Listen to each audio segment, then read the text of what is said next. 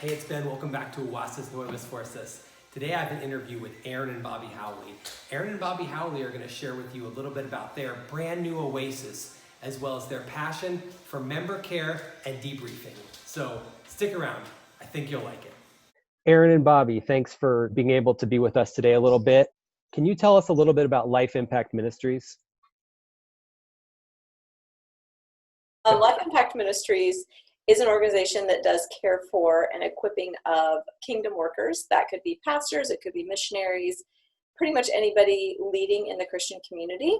And that care is usually done on site through Oasis homes. Sometimes that is now done online. That's a recent development in Life Impact. Life Impact is really about strengthening leaders in the Christian community.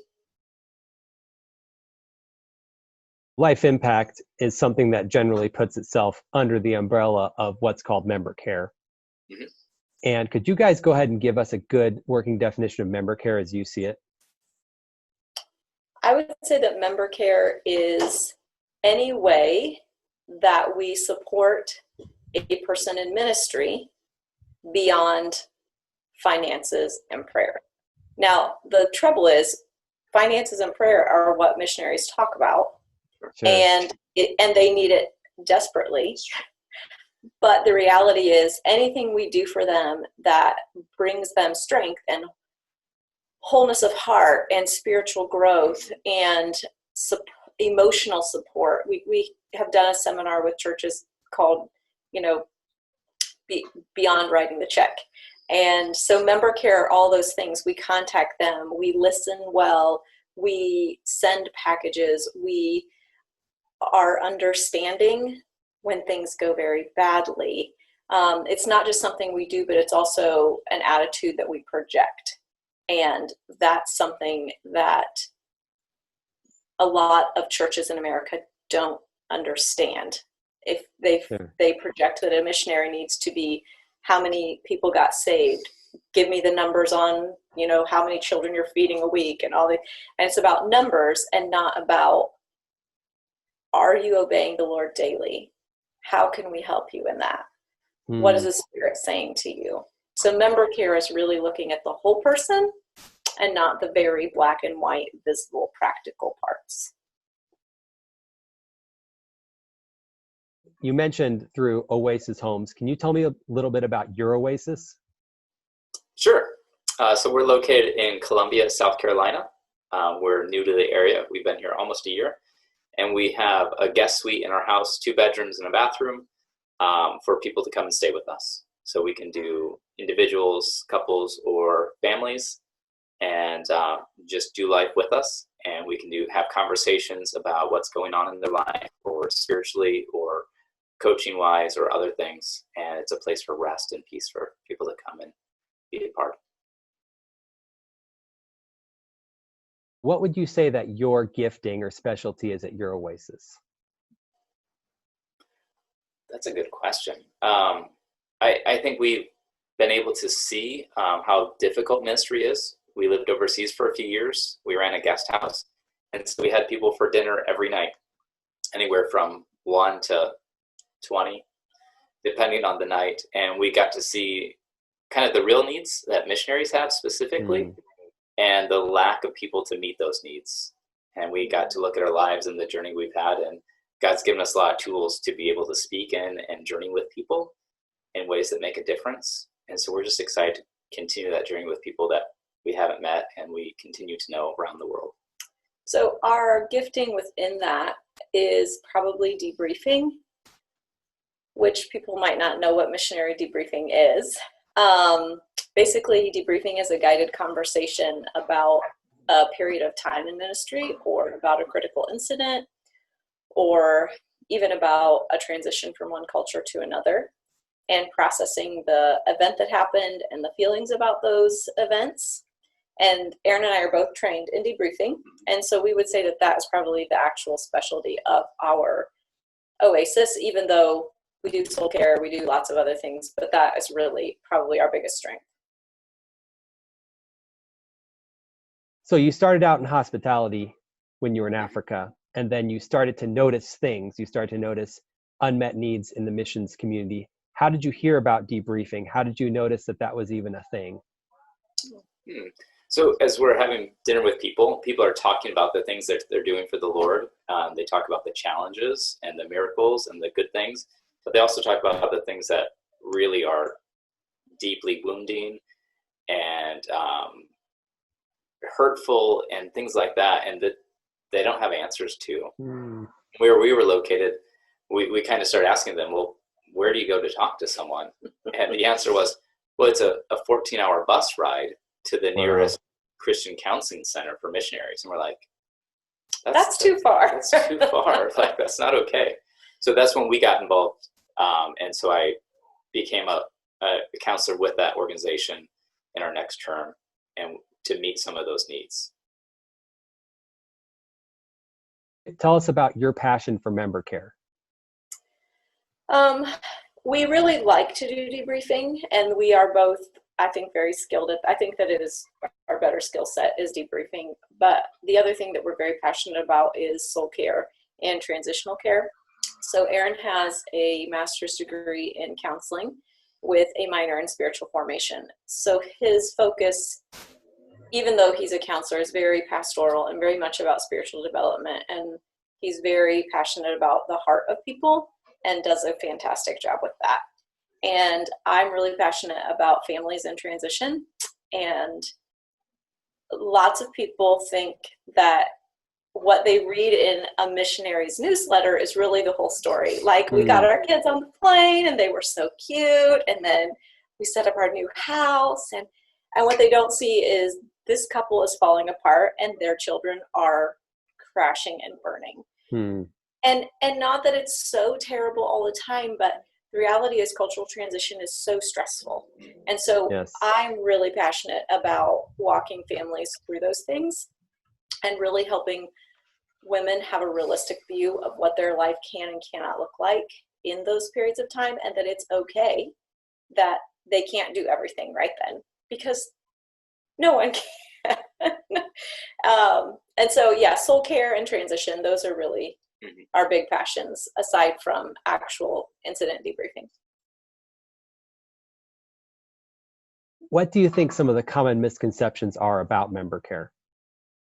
That's a great question. I think there's a lot of them. I won't take a lot of time, it happens on a lot of levels. So even in mission organizations, in churches that send missionaries themselves, they're often think that they don't need any care at all from other people. They don't need community, fellowship, accountability to walk out this calling that God has, because God's called them. So everything is going to work out great. And a lot of people get to the field and their experience is very different. They hit a wall where they don't understand why God is having them do these hard things that they didn't really sign up for, or he's not coming through in the way they really need him to. And they have a crisis of faith a lot.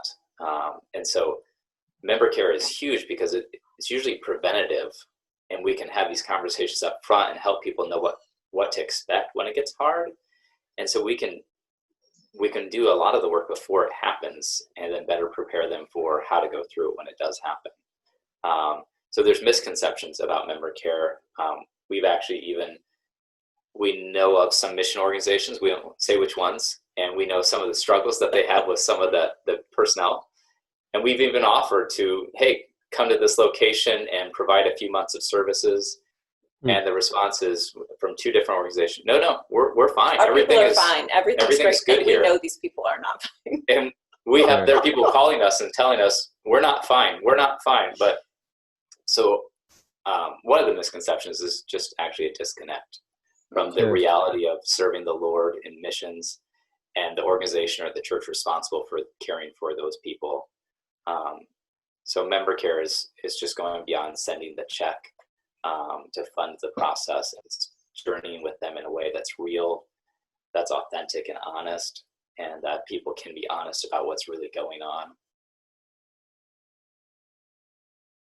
What would you guys like people to know about this type of ministry? I think the first thing that comes to mind is if people have never heard of it before or don't understand it, ask a missionary that, and ask the missionary to explain the value of it to them personally. Because it's oftentimes missionaries that get what we do really well because they benefit from it, or families of missionaries that said, my brother struggled for years, and when he came back, he wasn't the same, and we don't know what to do. And we tell them what we do, and they say, oh, I wish he would have talked to you years ago. So we have quite a few past missionaries or people that are experienced with missions that support us, because right away they get it, like, yes, like without you people helping, people go home early. Yes. And they don't accomplish maybe all that God's called them to on the field because the challenges are real. And we don't fix those for them, but being able to journey with someone and know that there's a listening ear and makes a difference. Yeah. That's what I would say. Yeah, and I think that I would like to just remind people that missionaries and pastors are not super Christians. There's this idea that if you are called, you're, above temptation, you're above struggle, you won't be persecuted, you won't. No. A person in ministry has all the same stressors that people not in ministry have with their marriage and their family and their kids' education and housing and all the things that everybody has.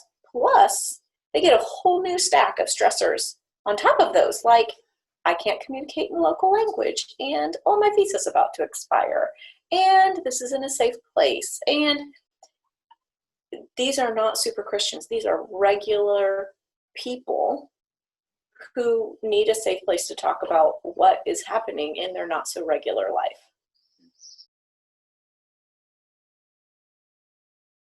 So how can people contact you guys? So people can find us on the Life Impact website.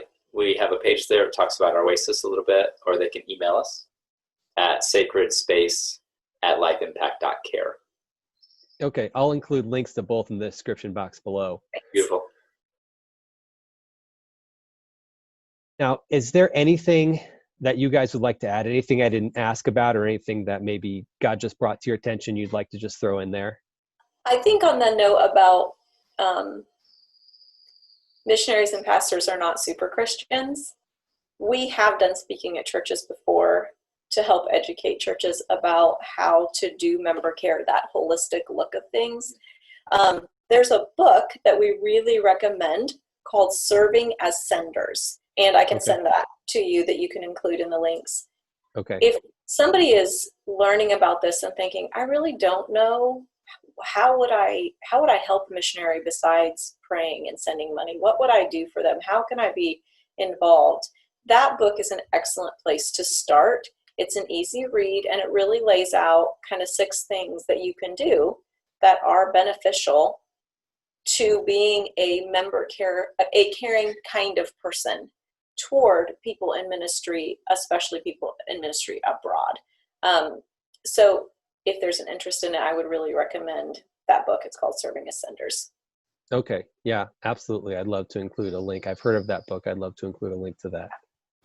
Thank you for watching. If you like this video, please give it a thumbs up. If you know of anyone else who you think could benefit from watching this video, please share it with them. If you like the content on this channel, please subscribe. Now, we upload a new video every Saturday. See you on the next one.